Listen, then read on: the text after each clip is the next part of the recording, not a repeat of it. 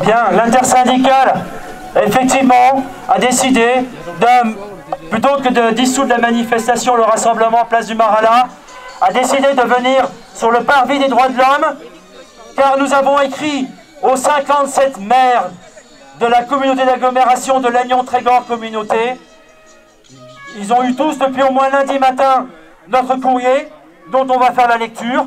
Nous n'avons eu aucune réponse.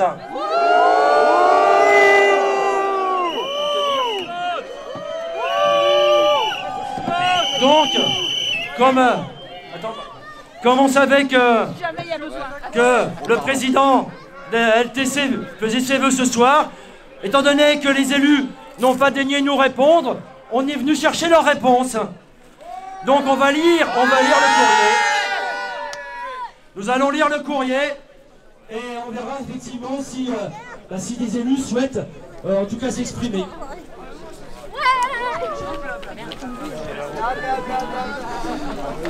Madame le maire, monsieur le maire, depuis le 5 décembre, la France vit une crise sociale de grande ampleur. Certains la qualifient d'historique, tant l'attaque est violente.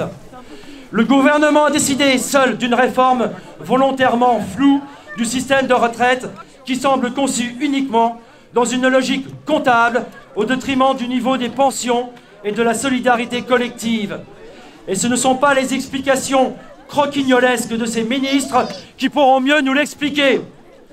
Le 8 septembre dernier, lors d'un discours à Athènes, Emmanuel Macron réaffirme avec ferveur sa volonté de réformer le pays. Nous allons le faire sans brutalité, avec calme, avec explication, avec sens. Je serai d'une détermination absolue et je ne céderai rien, ni aux feignants, ni aux cyniques, ni aux extrêmes, avait-il alors affirmé. Le ton était donné. Plusieurs partis politiques, Allez, on passe à l'ancienne. Plusieurs partis politiques se sont exprimés publiquement, dont nombre d'entre vous ont porté ou portent l'étiquette.